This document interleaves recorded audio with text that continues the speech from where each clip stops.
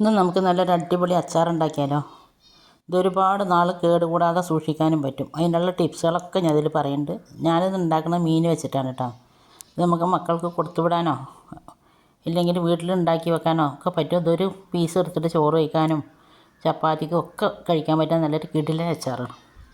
ഇതിൻ്റെ ഒന്നും മിസ്സാകാതിരിക്കാൻ വേണ്ടി നിങ്ങൾ വീഡിയോ മുഴുവനായിട്ടും സ്കിപ്പ് ചെയ്യാതെ ഒന്ന് കാണുക. വീഡിയോ ഇഷ്ടമായ എല്ലാവരും ലൈക്ക് ചെയ്യാനൊന്നും മറന്നു പോകരുത്. ഇതേപോലെ ഒന്ന് ഉണ്ടാക്കി നിങ്ങൾ നോക്കുന്നുണ്ടെങ്കിൽ ഇതിൻ്റെ ഫീഡ്ബാക്ക് അറിയിപ്പിക്കാനും മറന്നു പോകരുത്. അപ്പോൾ ഇതെങ്ങനെ ഉണ്ടാക്കണമെന്ന് കണ്ടു നോക്കിയാൽ അത്ര ടേസ്റ്റി ആയിട്ടുള്ള നല്ലൊരു അടിപൊളി അച്ചാർ തന്നെയാണിത്. Welcome back to our channel. നമ്മുടെ പുതിയൊരു വീഡിയോയിലേക്ക് എൻ്റെ എല്ലാ കൂട്ടുകാർക്കും സ്വാഗതം. ഞാനിത് കേരമീനാണ് കേട്ടോ വാങ്ങിയിരിക്കുന്നത്. ചൂര വാങ്ങാൻ വേണ്ടിയിട്ട് പോയതാണ്. നോക്കുമ്പോൾ ചൂര കിട്ടിയില്ല. അപ്പോൾ കേരയാണ് കിട്ടിയത്. അത് 1 കിലോ വാങ്ങിയിട്ടുണ്ട്. അത് ഞാനാണ് ചെറിയ പീസാക്കിക്കണത്. പീസാക്കണമെന്ന് ഇപ്പോൾ ഞാൻ വീഡിയോ എടുത്തില്ല. നല്ല ഇതേപോലെ പീസാക്കുക. ഒരുപാട് വലിപ്പമുള്ളതാക്കരുത്, ഒരുപാട് ചെറിയതാക്കരുത്. എന്നിട്ട് നല്ല പോലെ കഴുകിയതിന് ശേഷം വെള്ളം പാരാൻ വേണ്ടി മാറ്റി വെക്കുക. നല്ലപോലെ വെള്ളം പാരണം കേട്ടോ. വെള്ളം പാറുന്ന മീനിനെ ഞാനൊരു പാത്രത്തിലിട്ടിട്ടുണ്ട്. അതിലേക്ക് 1 ടേബിൾ സ്പൂണ് ഉപ്പിട്ടിട്ടുണ്ട്. പിന്നെ 1 ടേബിൾ സ്പൂൺ അതിലേക്ക് മുളക് പൊടി ഇട്ടിട്ടുണ്ട്. ഞാൻ കാശ്മീരി മുളക് പൊടി ഇട്ടിരിക്കുന്നത്. പിന്നെ 1/2 ടീസ്പൂണ് ഞാൻ അതിലേക്ക് മഞ്ഞൾപ്പൊടി ഇട്ടിട്ടുണ്ട്. നമ്മളിതിലേക്ക് ഇഞ്ചിയും വെളുത്തുള്ളിയൊന്നും തേക്കണില്ല കേട്ടോ. നമ്മളിത് മീൻ നല്ല ഫ്രൈ ചെയ്തെടുക്കുമ്പോൾ അതൊക്കെ കരിഞ്ഞു പോകുള്ളൂ. അപ്പോൾ അതുകൊണ്ട് ഞാൻ അതൊന്നും ഇതിലേക്ക് ഇടുന്നില്ല.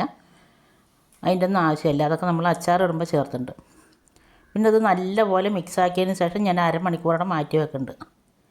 അരമണിക്കൂർ അത് ആ സമയമാകുമ്പോഴേക്കും നമുക്ക് ഇതിന് ബാക്കിയുള്ള സാധനങ്ങളൊക്കെ റെഡിയാക്കി എടുക്കാം. അതിന്താ ഞാൻ ചൂട് കട്ടിയുള്ളൊരു ചട്ടി വെച്ചിട്ടുണ്ട്. ചട്ടി വെച്ച് ഞാൻ അതിലേക്ക് ഇത് 1/2 ലിറ്ററിൻ്റെ എണ്ണ ഉണ്ട് കേട്ടോ. അതിൻ്റെ പകുതി ഞാൻ ഒഴിച്ചിട്ടുണ്ട്. ഞാൻ എടുത്തിരിക്കുന്നത് നല്ലെണ്ണയാണ്. എണ്ണ നല്ലപോലെ ചൂടായതിന് ശേഷം ഞാൻ അതിലേക്ക് 100 ഗ്രാം വെളുത്തുള്ളി എടുത്ത് നല്ലപോലെ തോലൊക്കെ കളഞ്ഞതിന് ശേഷം കഴുകി നല്ലപോലെ തുടച്ചതിന് ശേഷം 2ആക്കി പൊളിച്ചതാണ്. പൊളിച്ചിട്ടല്ല കേട്ടോ കഴുകിയതിന് ശേഷം തുടച്ചിട്ടാണ് ഞാൻ പൊളിച്ചത്. നമ്മൾ എടുക്കുന്ന ഒരു സാധനത്തിലും വെള്ളത്തിൻ്റെ ഒരു തുള്ളി പോലും ഉണ്ടാകരുത്, നനവൊന്നും ഉണ്ടാകരുത്. എന്നിട്ട് എണ്ണയിൽ നല്ലപോലെ ചൂടായതിന് ശേഷം ഞാൻ അതിലേക്ക് ഇട്ടിട്ട് നല്ലപോലെ ഗോൾഡൻ കളറാവുന്ന വരെ ഫ്രൈ ചെയ്തെടുത്തിട്ടുണ്ട്. നമ്മളെല്ലാതും ഇതേപോലെ ഫ്രൈ ചെയ്തെടുത്തിട്ടുണ്ട് പറഞ്ഞാൽ നമ്മുടെ അച്ചാർ ഒരുപാട് നാൾ കേടുകൂടാതെ സൂക്ഷിക്കാൻ പറ്റും. പിന്നെ ഞാൻ അതിലേക്ക് എടുത്തിരിക്കുന്നത് 100 ഗ്രാം ഇഞ്ചിയാണ്. ഇഞ്ചി ഞാൻ ചായച്ചിട്ടാണ് എടുത്തിരിക്കുന്നത്. ഇഞ്ചിൻ്റെയും വെളുത്തുള്ളിൻ്റെയും പച്ചമണം മാത്രം പോയാൽ പോരാ. നല്ലപോലെ ഗോൾഡൻ കളറാവുന്ന വരെ നമ്മൾ ഫ്രൈ ചെയ്തിട്ട് തന്നെ എടുക്കാം. അപ്പോൾ ഇതാ ഞാൻ ഇഞ്ചിയും വെളുത്തുള്ളിയും ഫ്രൈ ചെയ്തെടുത്തിട്ടുണ്ട്. ഇനി ഞാനിതിലേക്ക് 1 പിടി കറുവേപ്പിൻ്റെ ഇല ഇടുന്നുണ്ട്. കറുവേപ്പിൻ്റെ ഇല നല്ലപോലെ ഒന്ന് ഫ്രൈ ചെയ്തെടുക്കുക.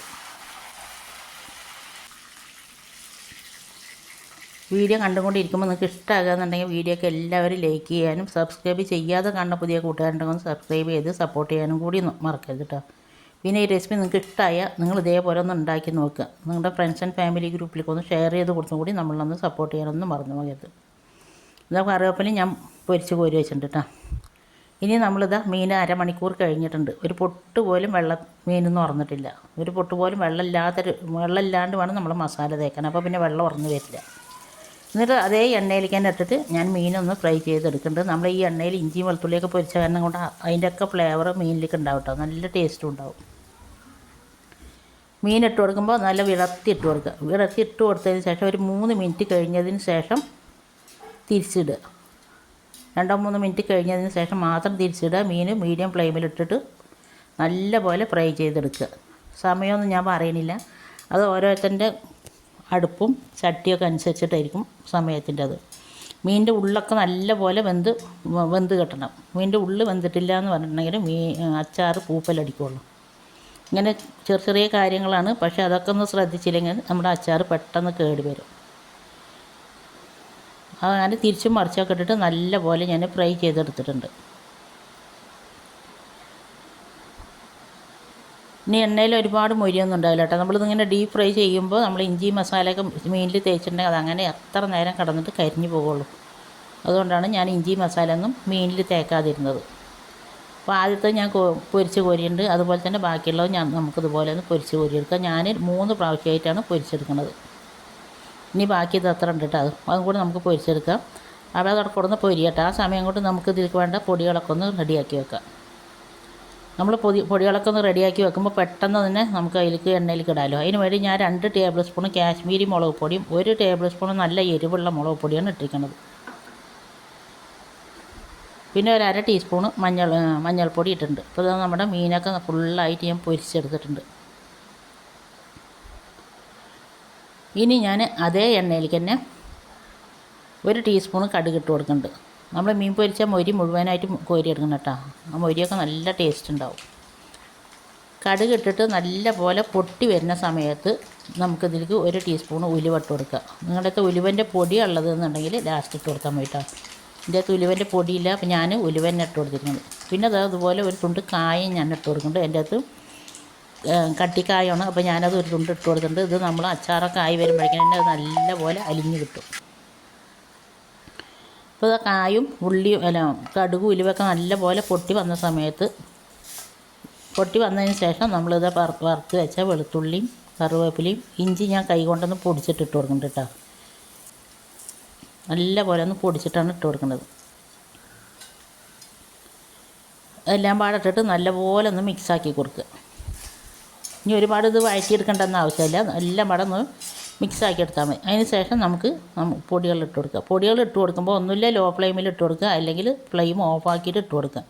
ഞാനിപ്പോൾ ഇത് ലോ ഫ്ലെയിമിൽ വെച്ചിട്ട് ഇട്ട് കൊടുക്കുന്നത് കേട്ടോ. നിങ്ങൾ ഫ്ലെയിം ഓഫാക്കിയിട്ടാണ് ഇട്ട് കൊടുക്കണമെന്നുണ്ടെങ്കിൽ പൊടികൾ ഇട്ടതിന് ശേഷം ഒന്ന് ഫ്ലെയിം ഓണാക്കി കൊടുത്താൽ മതി. ഏറ്റവും മീഡിയം ലോ ഫ്ലെയിമിലിട്ടിട്ട് ഇട്ട് കൊടുത്ത് നല്ലപോലെ പൊടികളുടെ പച്ചമണം പോകുന്നവരെ ഒന്ന് വഴറ്റി കൊടുക്കുക.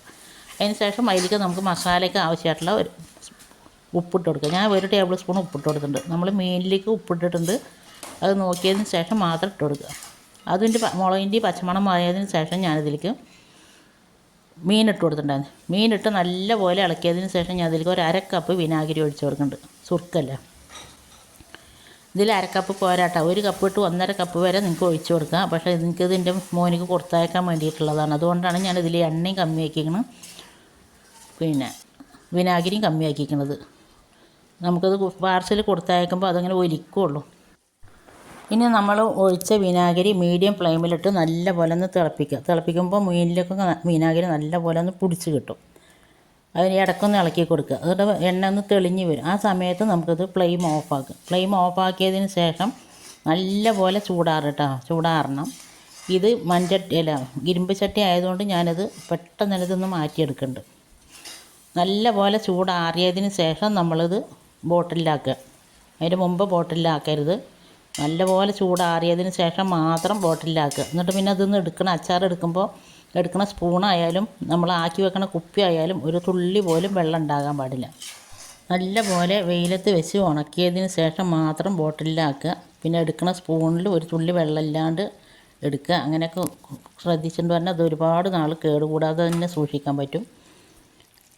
അപ്പോൾ അത് നല്ലപോലെ എണ്ണയൊക്കെ തെളിഞ്ഞ് വന്നപ്പോൾ ഞാനത് ഫ്ലെയിം ഓഫാക്കിയിട്ടുണ്ട്. ഫ്ലെയിം ഓഫാക്കിയതിന് ശേഷം പെട്ടെന്ന് തന്നെ ഞാനത് ചട്ടിയിൽ നിന്ന് മാറ്റിയെടുക്കണം. അപ്പോൾ അത് കുറച്ച് നേരം ഇരുന്നപ്പോഴേക്കും ഇതിൽ ഒരുപാട് ഗ്രേവി ഒന്നും ഇല്ല കേട്ടോ. അത് ഇരിക്കുമ്പോൾ കുറച്ച് ഒരു എണ്ണ മേലേക്ക് വരും. നമ്മുടെ അച്ചാർ കേട് വരാതിരിക്കാൻ വേണ്ടി അച്ചാറിൻ്റെ മേലെ എണ്ണ വേണം. അങ്ങനെ വേണമെന്നുള്ളവർക്ക് നല്ലപോലെ നല്ലെണ്ണ എടുത്ത് തിളപ്പിച്ചിട്ട് ആറിയതിന് ശേഷം ഇതിൻ്റെ മേലെ ഒഴിച്ച് കൊടുക്കാവുന്നതാണ് കേട്ടോ. ഇത്ര നേരം എൻ്റെ വീഡിയോ കണ്ട് എന്നെ സപ്പോർട്ട് ചെയ്ത് എൻ്റെ എല്ലാ കൂട്ടുകാരനെ കൊണ്ട് ഒരുപാട് നന്ദി. ഇൻഷാ അല്ലാഹ് അടുത്ത നല്ലൊരു വീഡിയോ ആയിട്ട് വരുന്നവരെ എല്ലാവർക്കും അസ്സലാമു അലൈക്കും ബായ്. അപ്പോൾ 2-3 ദിവസം ഞാൻ ഈ പാത്രത്തിൽ ഇങ്ങനെ തന്നെ വെച്ചിട്ടുണ്ടായിരുന്നു. ബോട്ടിലൊക്കെ ഞാൻ കഴുകി വെച്ചിട്ടുണ്ട്. ഇപ്പോൾ കുറച്ചൊരു എണ്ണ തെളിഞ്ഞ് വന്നിട്ട് ഇത്ര മാത്രമേ ഉള്ളൂ കേട്ടോ. Okay, thank you.